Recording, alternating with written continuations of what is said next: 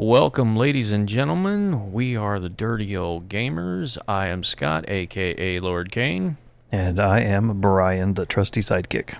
And today we're doing a little bit of a podcasty. Because A, we haven't been here in forever. Forever, right?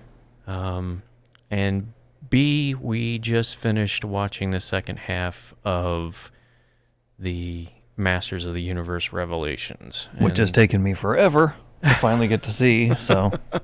And we thought we would discuss it for a little bit before we talked about other topics. So, we just finished it. Liked it better than the first half. Okay. My opinion. I thought that it was as epic as the beginning was. Any moments really stood out for you?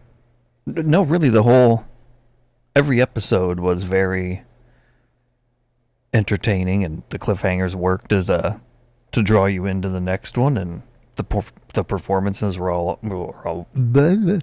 all great, aside from a few of Adam that I don't necessarily like. We discussed how we thought that the Prince Adam voice kind of sounded like Owen Wilson, and we kept waiting for him to go, wow. I have the power, wow. Why the power of Grayskull, wow. There's just certain phrases and things that he would say that you were just waiting to hear. Well, and the fact that Owen Wilson kind of wears his hair. I mean, not exactly like that, but yeah, it's close. And are people still bitching that it's all Tila, no He-Man, and all that stuff? I know that was a big argument. I actually found myself enjoying this because I watched it before when it first came out, right. And this time I got to enjoy it more because all that stuff kind of died out. Oh, yeah, okay, good. I hadn't paid attention anymore if that was still. Yeah, so the kind of all that anti-hype kind of died off. As it does, it moves on to the next thing.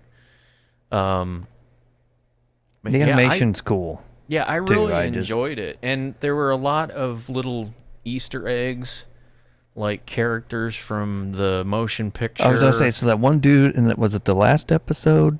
With the weird, like, winged silver things up on his head and the sword and all that. He's from... The bald-headed guy? Yeah. He was from the film. I don't remember the name of the character, though. I'll have to... If I'd had more time, I would have looked it up. And who are the two dudes down in the sewer or whatever where they said... really scraping the bottom of the barrel for henchmen and all that. Yeah. That was kind of funny. And then Motherboard. Spoiler alert. Yeah, we'll just hit it. Of course, if you haven't seen it yet, then I feel sorry for you. But yeah, right. Don't be like me and wait this long. But the thing of it is that the Motherboard was Screech, the purple Zoar, the toy. Oh, I was talking about Screech from Saved by the Bell. No. I'm like, no, it's not. No. There was Zoar, which was the first bird action figure that they had in Masters of the Universe. And then they had its counterpart, which was Screech. And it was purple. I know, I used to have it. I'm sure you had all of them. Well, no, I didn't have all of them, but I had a few, but and then that transformed to, to finally reveal the who will probably be in the next, the big bad in the next, because they announced that there is another series. Which, yeah, I'm pumped. Coming out. So at the end, it is revealed that the Motherboard, who kind of took over Snake Mountain after Skeletor's quote-unquote demise, was a conduit for Hordak. Right. From Hordak and the Evil Horde. So I think it's going to be very interesting to see if Kevin Smith, in addition to bringing in Hordak, if he's going to bring in She-Ra. And that was going to be my next question, was all that too. Yeah. Because since this takes place in the future, all that has happened already. So She-Ra, He-Man has encountered She-Ra. She's fought her fight on, what is it, Etheria? Something like that, yeah. Yeah. But being a boy, I didn't really watch right, it I much. didn't either. What does she say to get her powers and stuff? For the honor of Grayskull, I think. And then she says, I am She-Ra instead of I have the power. It'd be interesting to see if Kevin Smith changes that up. Is he like the full-on showrunner for this thing? Yeah. Yeah. Okay. He's the I knew he produced it. Yeah. And the executive producer, and I believe I don't know if he directed, but I know he had a lot of input. Right. He wrote a lot of the episodes too. Yeah. So, what was the joke? Oh, I'd really like to fist her or whatever. I really would like to give him a fist. Like, oh my goodness. Well, I had to get you had to know, in the 80s, when they created that character, it's like, did it not dawn on any of them? I mean, I understand of course that it did. They had a bunch of guys in loincloths running around, all muscled up. But the thing of it is that, fisting didn't become a huge thing until, I remember George Carlin doing a joke on something about it should be about the size of a size of a dildo being no larger than a fist. Oh, jeez. And that was in the 90s. So maybe they didn't really think about it. Maybe. And they just saw, a character with a big fist. There's Lion-O from the Thundercats. We'll just call him Fisto. I'm going to look up fisting and see. I mean, I'm sure the act has been around forever, but by the name of... Oh, gosh, I almost turned into Fisto by the name of fisting. Oh, yeah, okay. When did fisting... But I can't believe you're looking that up. Yeah, make sure I clear my history before I go home. What are you two doing over there? What are your podcasts about? Fisting. The history of fisting from Mr. Fister. What is fisting? How to pleasure a woman sexually. A complete beginner's guide to fisting. How to fist a woman. Dude. Serial fisters tell us how to fist and why. All right, you go talk about He-Man. I'm going to read about it. I'll get back to you. I've lost control of the podcast. Do I dare click images? And we're only 8.5 minutes in. Do I dare click images? I wouldn't, but you do you.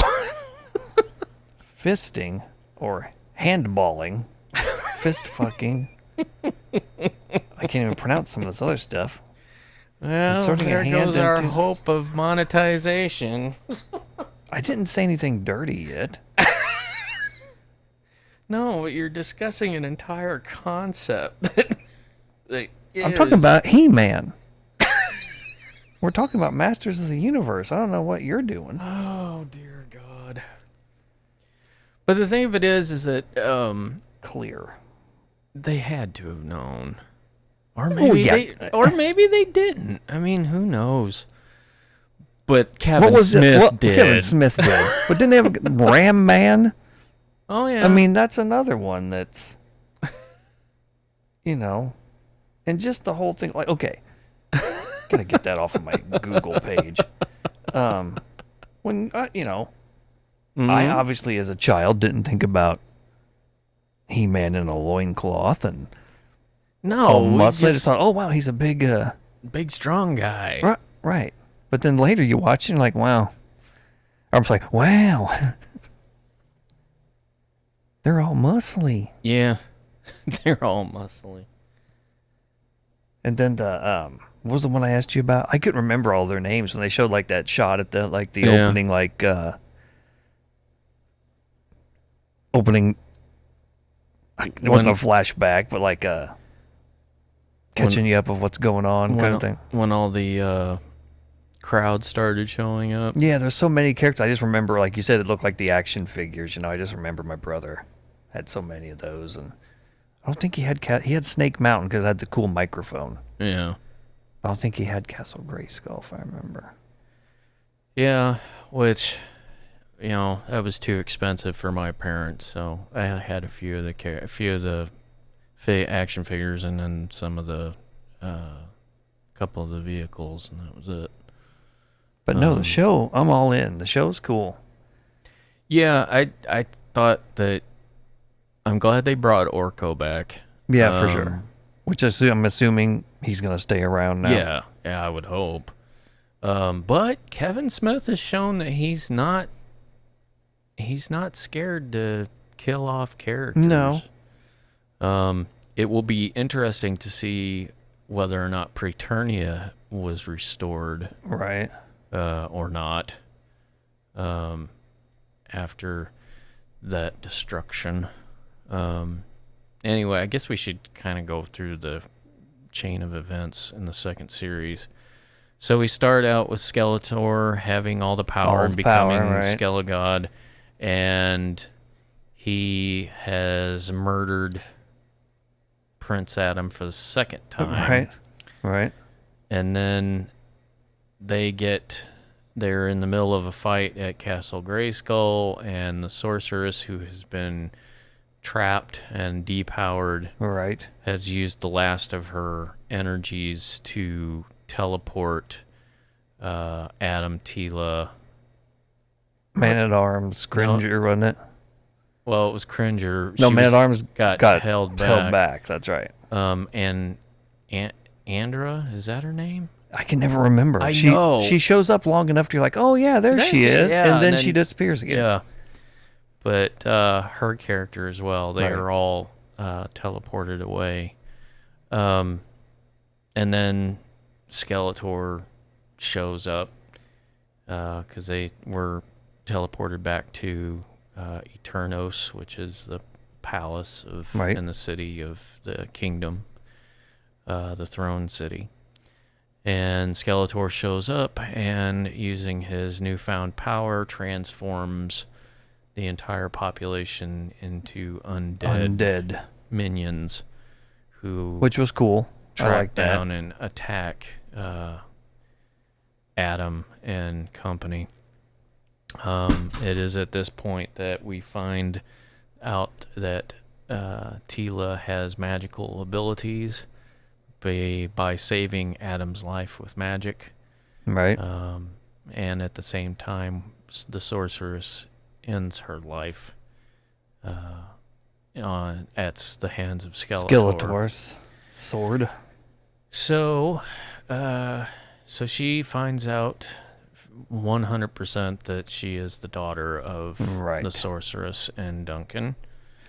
And that's how the episode opened. That's right. Yeah. It was with showing her as a baby and and then Skeletor shows up personally to kill Adam, and Adam decides, you know what? I've always wondered if I could call down the power without the sword. Right. And he does so, much to the astonishment of everyone. Right. But it turns him into what I can only refer to as Hulk He-Man. Right. He is he is just mindless, hunched over brute rage. Yeah. He's a rage monster, and his only impulse is to fight and destroy. Right. So, in the middle of combating Skeletor, which even with his newfound power, he found himself at not a disadvantage, but not at an advantage in fighting this savage He-Man. before the entire city could be destroyed by these two fighting each other, Tila taps into the magic that she has now knows is within her, Right. and teleports them to the Misty Mountains, basically on the other side of the planet. Right. It is there that the Savage He-Man takes off and makes his way to Point Dread, which is where the King and King Randor and his forces were gathering, as well as the refugees from Eternos. Right. Well, when Savage He-Man showed up, he immediately started attacking the camp, Right. laying waste to all the royal soldiers. Everything. Right. And Randor recognizes that it is his son, even in this bestial stage. Right. And through the power of fatherly love, right. He is able to reach Adam, and Adam gives up the power and returns to himself. Wow. We find out that not all has been going well between his father and mother after his death. Oh, and during all this, isn't it when Evelyn's also kind of expressing her... Yes, because we keep cutting back and forth between this that's happening with He-Man to what is happening with Skeletor. Skeletor is trying to figure out how He-Man was able, or how Adam was able to call down the power without the sword, not realizing or really understanding or caring that it was completely unrefined, right? Right. And so his first assumption was that Evelyn, being the new sorceress, which I guess we should have mentioned that, by the way. Yeah, she was made the new sorceress. He granted her the basically the title of sorceress, and gave her a new cool look. She has this bat head instead of the bird head for the sorceress of old. But the thing of it is that he initially turned his anger on her. Right. Did you give him the power? And she's like, no. But anyway, he becomes obsessed with this, with figuring out how He-Man was able to do this. And so he steps into the portal of Grayskull in order to see everything to try to figure out what's going on. Anyway, during this time, Adam is rekindling his relationship between him and his parents. And realizing that his parents are human and that things have not been well since he left. And Tila is kind of coming to grips with who she is now, who her mother was, and what that all entails. And then we have a scene where Beastman interacts with Evelyn and basically plants the seeds of doubt in her. Which the truth of the matter is, they were there all along. And you find out that Skeletor, the way he survived was by encasing his soul in her crystal wand and basically feeding off her life force until he could emerge. Leeching off of her until he was able to. He was using her all along, as he always has. And Beastman basically puts the idea of, hey, you don't have to take this shit. Well, and the thing of it is that he basically just says, be your own person.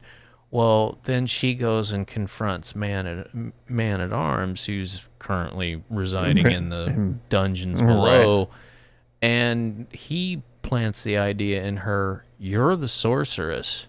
Yours? Yeah. He's supposed to be your servant. Right. So that plants even more doubt in her mind.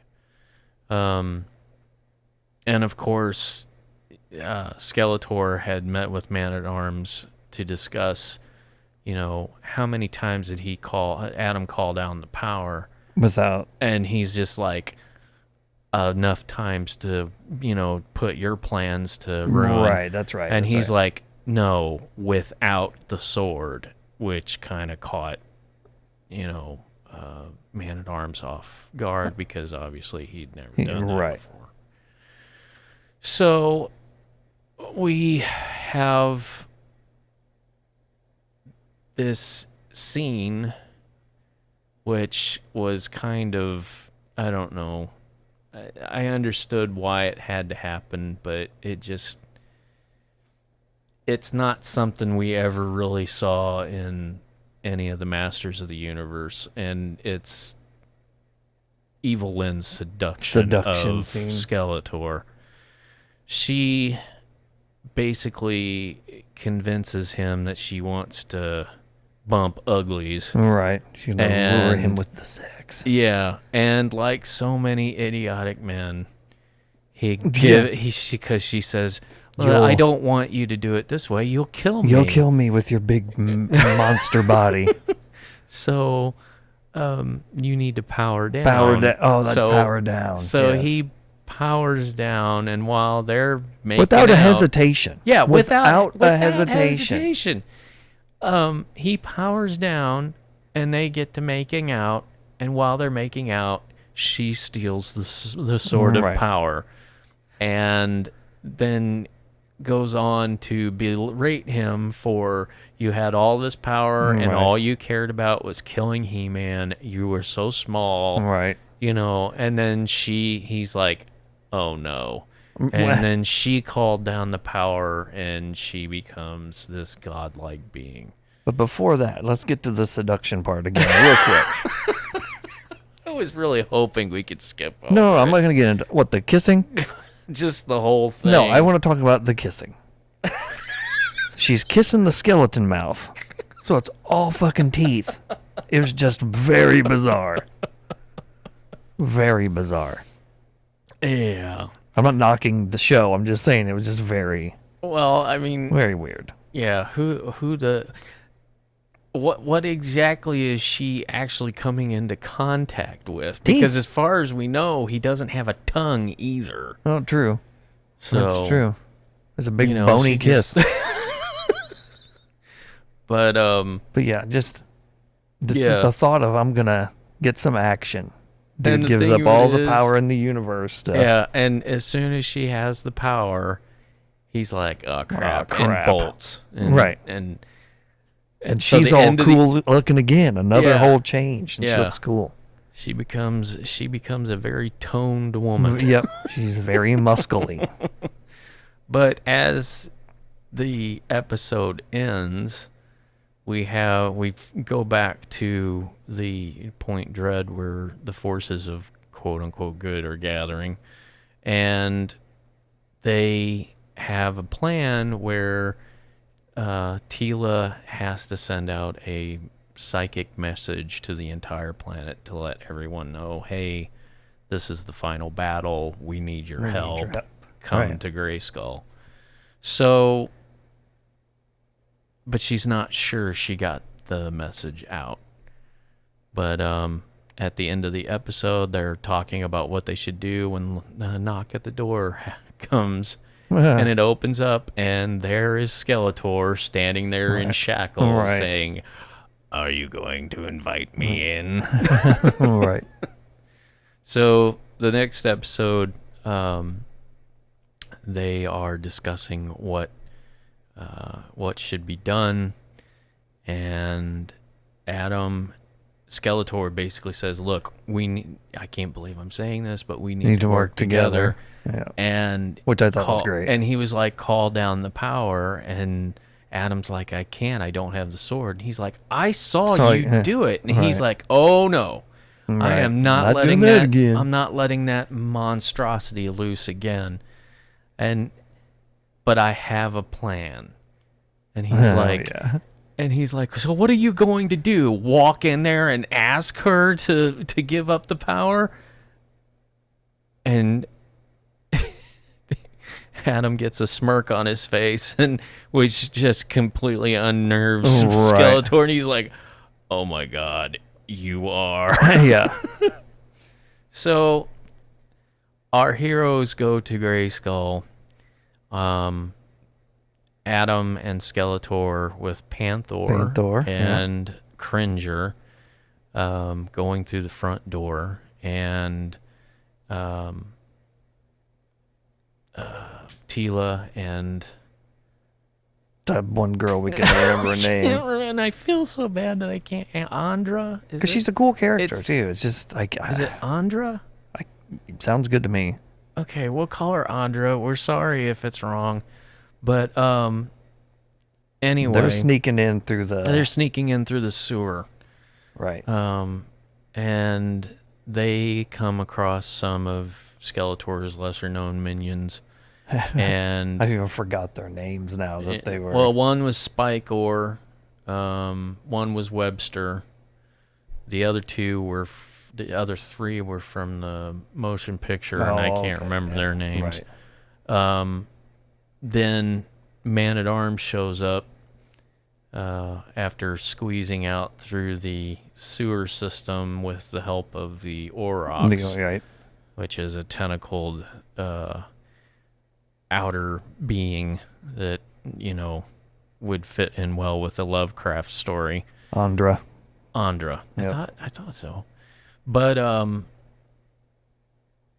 anyway, she tells him, and there's a lot of crying in this, by the way. There's a lot of crying. when He-Man shows up, or Savage He-Man shows up, Brandor starts crying, and then He-Man, when he transforms back to Adam, he starts crying, and then the parents are crying. His mother shows up, she's crying, and there's just a lot of wet works in this. Animators really worked on the tears in this. But anyway, they reunite.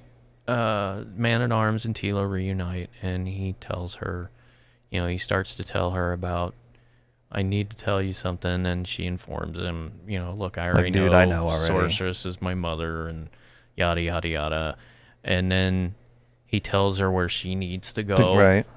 And she's like, I don't know if I can do this. And he's like, I believe in you. Right. That kind of thing. That kind of speech, right. So they embrace, and everything is probably forgiven, cried, right. And so she runs to the chamber where the sorceress first got her powers, right.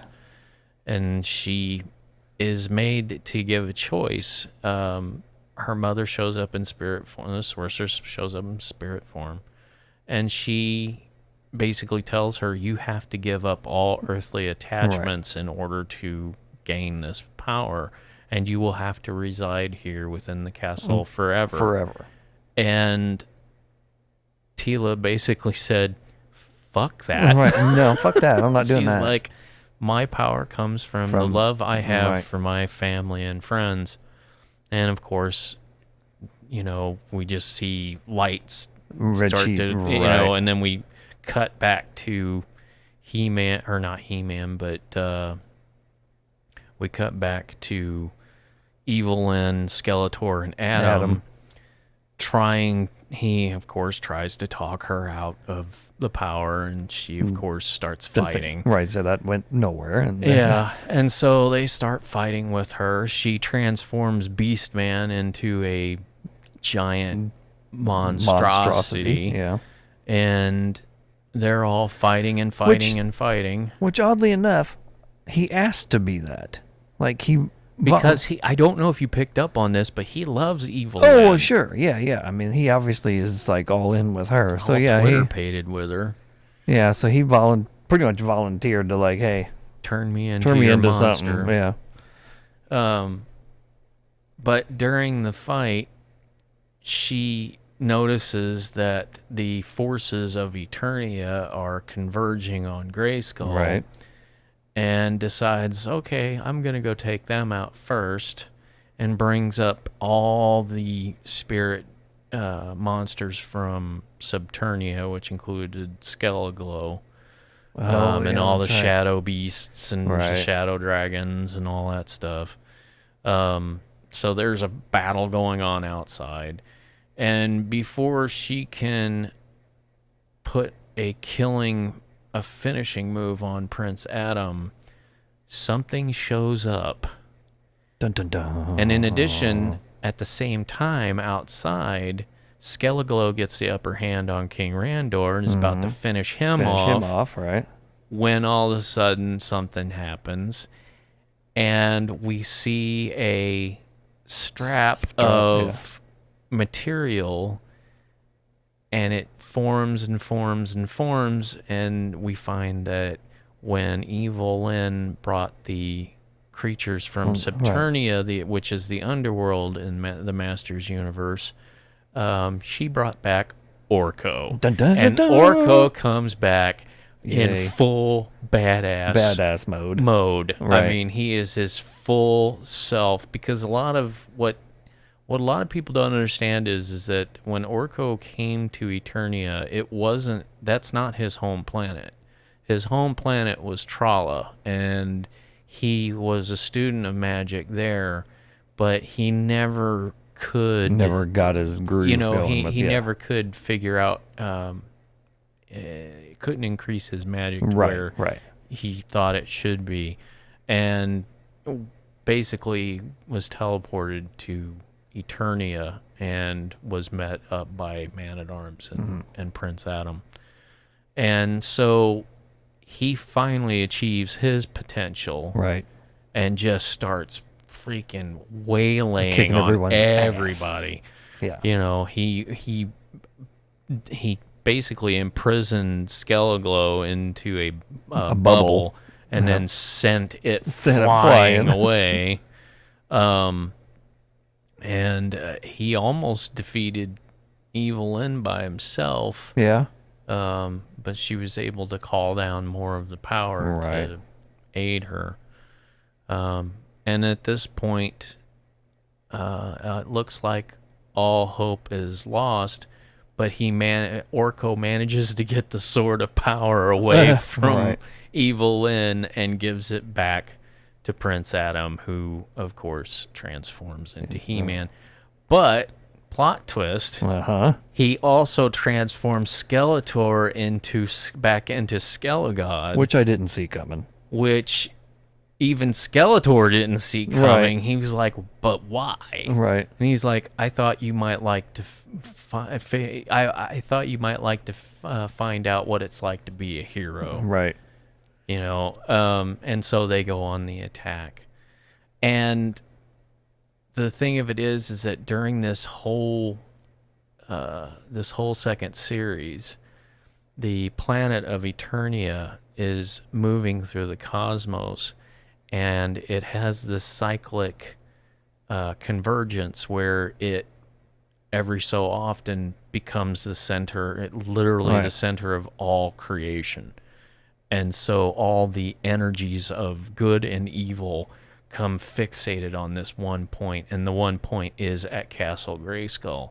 Well, when that happens, Evil Lyn dives into this focal point, and now she has more power than anyone.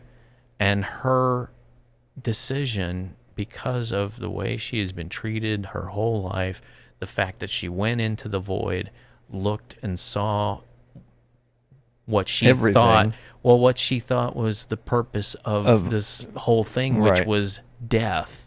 Because she saw the death of Zoar, the god of Eternia. And so, but she didn't stick around to see what, really happened. But because of this, she decides, it would be better that everything just die. That everything just be wiped out, all existence gone, including herself. Well, it is at this point I mean, she manhandled both He-Man and Skeletor, even in his amped up form. And Battle Cat and Beast Man had their little fight, in which Battle Cat threw him into the off the abyss, bridge and into the abyss, the abyss of the castle. But before Evelyn could, or Evil God as they're calling her,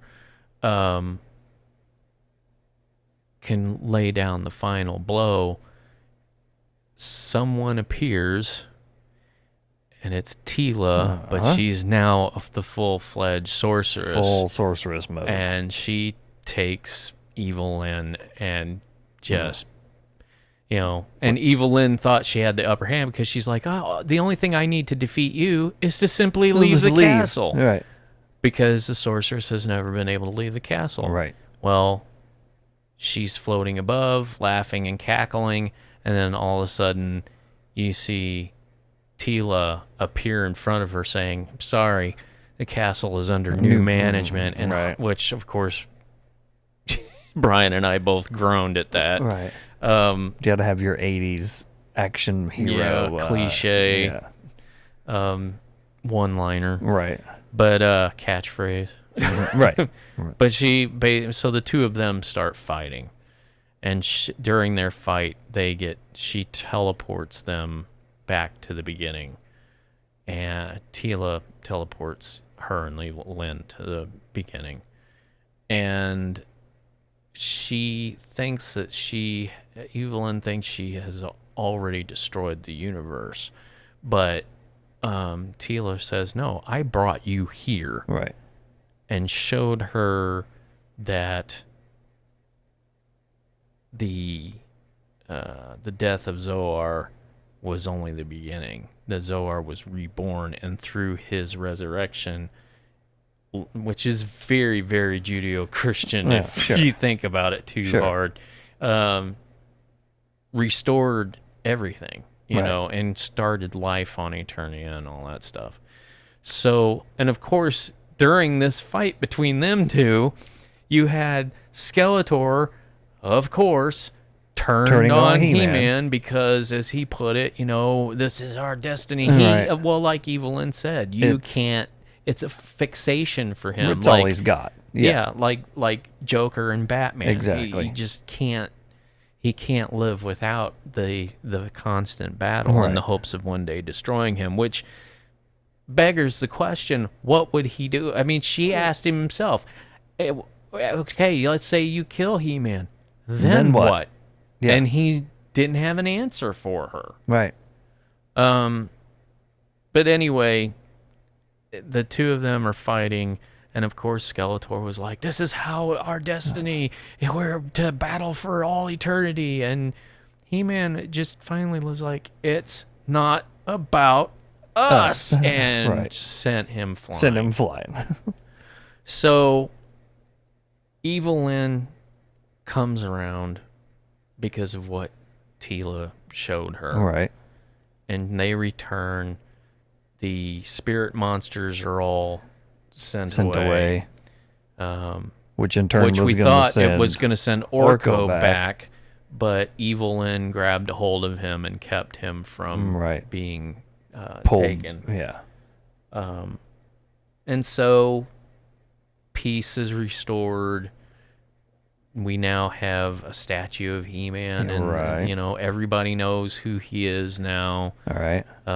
Everybody knows who Teela is. In fact, toward the very end, Adam comes to Teela and says, "Are you ready to protect the secrets of Castle Grayskull?" And she's like, "No, we're not having any more secrets. We're going to share this magic. We're going to share this power. We're going to use this power to create a better world."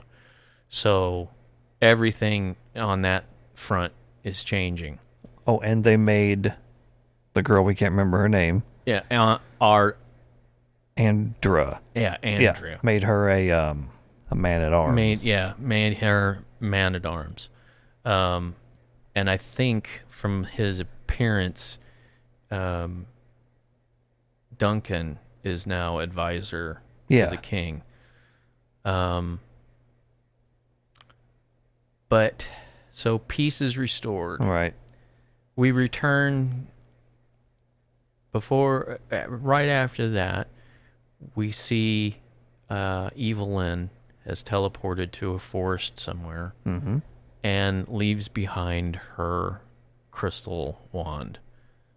I imagine just in case Skeletor decided to try and get back that way. Right. But we then are taken to Snake Mountain, where you had a bunch of the minions of Skeletor, some of his older minions like Trapjaw and Triclops had formed this new cult around the motherboard. And the motherboard. Skeletor is seen laying waste to this room that they're all in. And finally he's like, this is what you worship. And of course you look up and it's Screech, a metallic robotic version of Screech. And he's like, very well. And he freaking unloads with his Havoc staff, and it does nothing. It is completely absorbed by a shield, and he is confused. And all of a sudden, these Trapjaw grabs him. Other cult members grab him, and the idol starts to transform and becomes this what looks like a goddess, and extends these talons towards him, and this ooze, this techno-organic ooze comes out and starts pumping into Skeletor. And at that moment, from the head of this statue, a small slot opens up, and Hordak's symbol is projected. So, and that's how the second series ends. So it was epic. It was cool. I mean, it was truly epic. Very good storytelling. Yeah, and short episodes even. They didn't. No, they didn't. They got a lot in there, and it didn't seem rushed or anything. It just it had constant pacing. There wasn't a lot of. There was a lot more exposition in the first series, but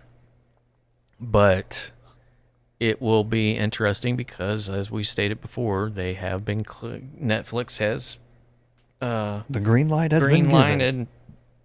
Greenlighted another series, so it'll be interesting to see where we go from here. And when did this have come out? When was it released originally? Earlier this year, yeah. So we're not going to get anything new until probably 23. Yeah, at the earliest, it might be 2024 before we get anything. But I thought it was good. Yeah, now I want to watch it again after the description you just gave. Well, cool. if you want to see it, folks, it's on Netflix. It's worth your time, man. It's cool. It's 5 episodes for the second season. I think it was 6 for the first. So, and they're about 20 to 25 minutes, 35 minutes each. So I would definitely check it out. Anyway, to kind of switch things up a little bit. We're changing gears a little bit. We need to talk about the fact that we haven't been here for over a month. We had a lot of things happen. Happen. Got thrown off our game a little bit. Off track here. And I mean, I tried doing a solo show, which, I don't know what you knock it for. Well, I mean, I didn't talk through most. Well, I've come to the conclusion that I need you here, buddy.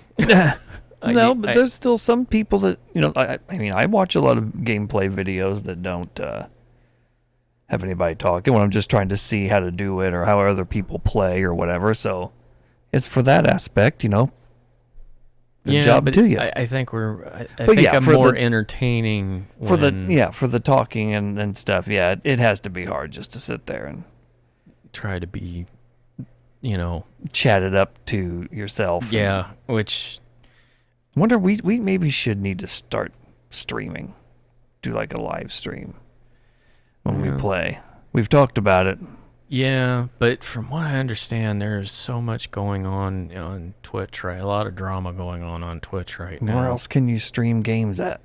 Well, I mean, we can live stream on YouTube. We could live stream on YouTube. It is a possibility. Maybe if that might be more our. Well, it might be more our speed. Because our videos tend to be long, the type of games that we play. Yeah, but the thing of it is that some of the highest performing videos are long videos. Well, then that's us then. And I think that I don't want to contribute to the reduction of attention spans. I think we have enough of that as it is. In fact, I've suffered from that. Oh yeah, because I've gotten to the point where I find it difficult to sit through like a full film anymore. And I used to love sitting and watching films, but now it's like, if it's not 10, 20 minutes, it's like I have a hard time getting through it, and I don't want to contribute to that. Well, TikTok makes that worse too, because then you're getting thrown at you in seconds, and then you're swipe. Yeah, that's why I don't really interact with TikTok anymore. My kids are like swiping TikToks when we're watching a show or a movie or something. The only thing that locked them down was Stranger Things when that came, the new season part came out. That got their attention to where they put the phones down for an episode, which thank God. I mean, it was an hour and a half at least. That those episodes were monsters. But yeah, sometimes they're doing freaking TikTok while we're watching a movie. And it's just like, well, you can't concentrate on. Well, it's just a constant need for input. It's just constant. Yeah, and you bombarded with information that. I don't know what the comedian was that was talking about, like, when we were younger, and if it just pops in your head, I wonder where Tom Petty's from. You just had to live your days not knowing where he was from until you ran into someone that knew. Well, now you can be taking a shit, just search it, and then and then you move on. Yeah, but the thing of it is that it gave us a weapon against boomers, because boomers were so used to just talking out their ass and not having any idea what they're talking about, but because nobody else did and nobody could. I'll tell you, my dad gets pissed off at me because he'll tell me something and I'll be like, no, that's not true. Here's Google. It's not true. You're full of shit. Well, they heard it from their buddy who heard it from the other buddy that, well, this is what they do. No, it's not. Yeah, so it's pluses and minuses, but see, and then you talk about that comparison, but then like my kids, tech savvy that they are, I think I know what I'm doing with electronics to some degree, and phones, and I can, that kind of stuff. And then you watch them. But I mean, it's just like I have no idea what they're gonna be. What Zoe's 12. And she's probably the most tech savvy of the three of them. Yeah. And I don't know. My goddaughter, thank God, her only interest in technology is to watch episodes of her favorite shows. She doesn't have a tablet or anything that she's already flipping through. No, she the only thing she plays when I bring her up here, she plays PBS Kids games, which are just games on browser, Right. So she plays a lot of Sesame Street games and stuff like that. But yeah, I do, I want to expose her to technology because I want her to have that advantage, but at the same time I understand that you have to do everything. You really have to do everything carefully with kids because once that door's open, you can't close it. Yeah, and so it's and it becomes an addiction. I mean, I remember when I was a kid. 100%.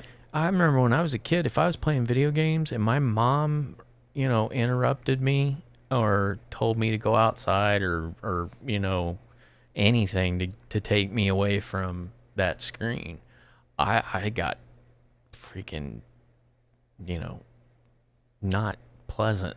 Well, yeah, and it applies to everybody nowadays. I mean, it's... And now with all the gambling mechanics and loot boxes and I mean, all that gambling crap, it's... Between your phone, your tablet, your games, your TV... I mean, freaking smartwatches. I mean, my daughter's got the Apple Watch that, whatever it does. That's one thing I'm not hip to, but, it's just... Imagine... take all your shit away for a day. Even adults, you're like, well, where's my phone? Where's my phone? It's like... when a power out happens, we damn near go out of our minds. Because we're like, you mean we actually have to sit down and talk to each other? The kids look at me like, oh my God, it's like olden times. I'm like, the power's been out for 4 minutes. I mean, relax. Kids holding the phone in the air like, I'm not getting a signal anywhere. Like, just hold up. But it's not just them. I mean, it's us too. Sure, because how many times do you get kind of nervous when you go somewhere and you find that you don't have any bars on your phone? Yeah, but like we're used to. We grew into this time. Yeah, we were the last generation. So the power being out and stuff, we can handle. Yeah. Kids now, though, they're plugged in from birth. The only thing we can't handle is if it's hot outside and the air conditioning goes out. Fuck that, man. My AC's been out, 3 weeks now, and it blows. Well, I mean, I know. I to try and say, well, we could rough it. No. We really can't. So it's just a level of our technological dependency. We may be able to do without the internet for a few days, but we couldn't handle not having power or TV or. We had we had a storm here, mainly wind, at least in Bunker where I live.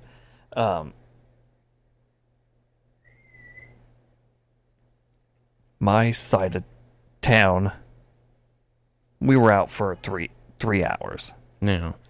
The other side of town was out until the next day. This was a Friday morning. It was Saturday night, 7:30. Power came on the other side of town. And I know people that were over there, they were friends of my brother's, that were just going bonkers. Like, we're going to go get a hotel room. We're going to do this. I can't stand this. It's too quiet. It's too... and I'm like, I get it. I get it. Well, I mean, it's just, everybody has their crux to bear, Yeah. And the thing of it is that the next generation, our kids' kids, I mean, I don't have kids, but they're going to see things that are going to be, I honestly believe that within the next 25 to 50 years, we're going to see things, provided we don't off ourselves, we're going to see technological developments that's going to look like magic compared to what we've had before. And so, like I said, it's just trying to do things in moderation. I mean, and that's kind of, if it's cliched, but it's the truth. I mean, everything in moderation. If you try to push things too far, it's gonna end up blowing up in your face. Oh, but it'll happen. That's just the nature of the... Yeah. All right. Well, we're so close. There's something... I know there's plenty of other stuff to talk about. Did you follow Johnny Depp's trial at all? Did you follow Amber Heard? Amber Heard. I tried to avoid it simply because of the toxicity that it engendered on both sides. She got a lot of hate. She got a lot of hate, but he got a lot of hate before the trial. Before the trial, yeah. His career was basically put in the toilet. But the thing of it is that what kills me is all these guys coming out at the end of the trial, and they're like, yeah, we won.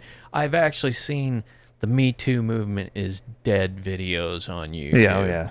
And I'm just like, dude, it's not dead. No, and we didn't win shit. Okay, that was between him and her, and his winning didn't change much. Now, it might mean that it did for him, but not. I don't think it had anything to do with a movement. No, I mean, she was crazy. I mean, she got caught talking shit. Yeah, and and making up shit. Yeah, it shouldn't keep this. I hope doesn't keep anybody that's in an abusive relationship from stepping forward, because obviously this was a clown show. Yeah. Much so. I mean, she was just all over the map and just made her, and she continues to make herself look stupid. Yeah. And then. Well, and the thing of it is that we will never know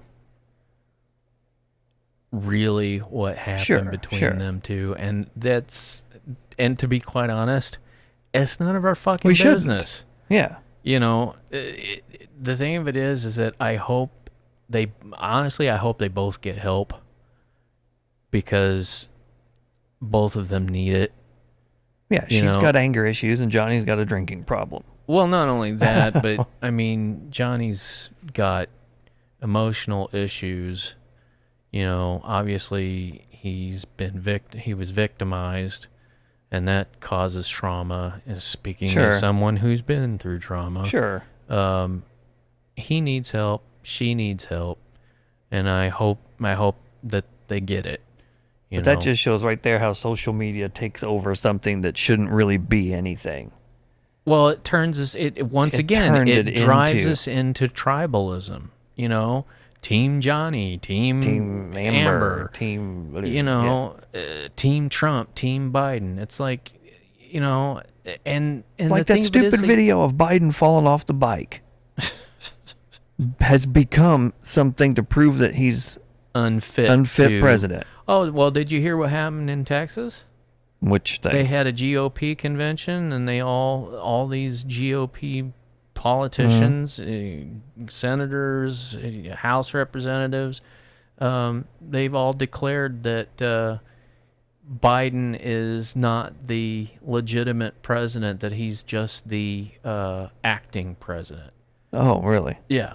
Oh. So they're still going with the lie that the fucking election was stolen, which is stupid and just shows how far Trump was willing to go to hold on to power or to get power back. It's just it's like you want to just move on from all this crap. It's like, come on, guys, it's over. It's 2 years ago. Well, but then you can't, because you don't want the shit to happen again. Well, we need the boomers to die.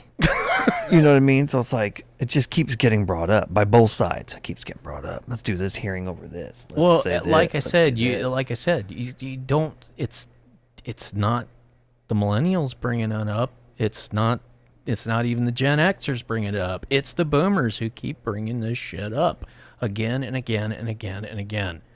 We're not going to be free of it until that entire generation is gone. Or at least enough of them are gone to where they're not in power. In power, anymore. Yeah. My biggest fear is that the boomers' poison has infiltrated future generations, the Gen Xers, the millennials, the Gen Zs, that there will be enough of that poison within those generations that it will continue it forward.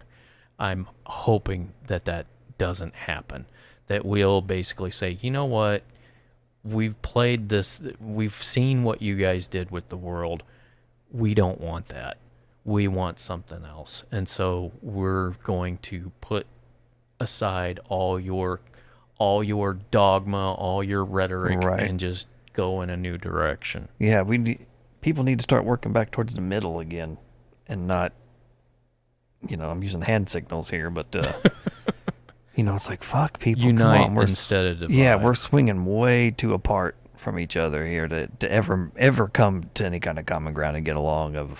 Not as way things stands. Not right. Oh no, not right now. I mean, and it's goes for both sides of yeah, the political aisle. Totally. 100%. Until we find a middle way. Yeah. And by middle way, I don't mean constantly having the goalpost moved. No. We need to find any core values that human values that we can all share. You know, love of family, love of friends. Right.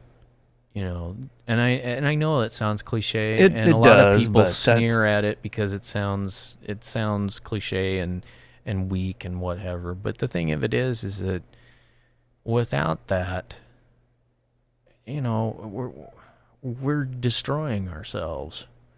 You know, you only have to look at the world right now. You have a war going on in Europe that didn't need to happen. Right. You've got a pandemic that still isn't over, and another pandemic possibly on the way, in the form of monkeypox. Oh, jeez. You've got a economic system teetering on fucking complete collapse, and you've got classes of people who seem to really wish harm on other classes below them. Oh, yeah.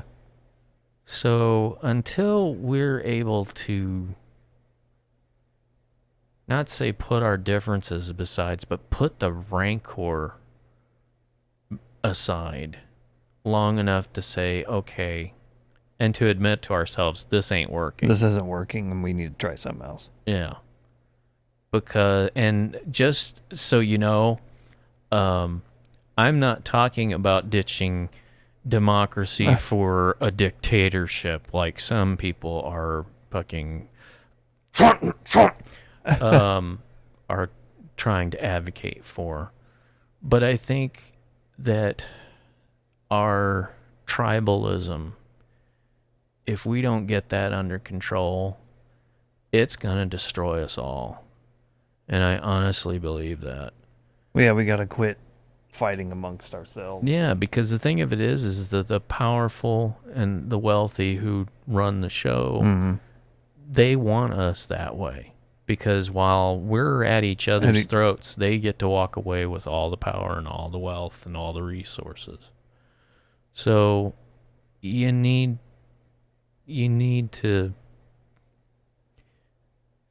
stop thinking about the things that you hate about the other and try to find something, anything that you can admire in the other. Right. So that you can reach some kind of agreement. Right. Because if we don't, we're dead. All of us. And on that note, yeah. Thanks for listening, everybody. We are the Dirty Old Gamers. By the way, go see He-Man. Yeah, watch it for sure. Universe Revelations. You can find it on Netflix. And keep watching this channel because hopefully we'll be getting back in the swing of things because we still have to get 100 videos by the end of the year. Yeah. And we're almost halfway through it. Yeah, we are.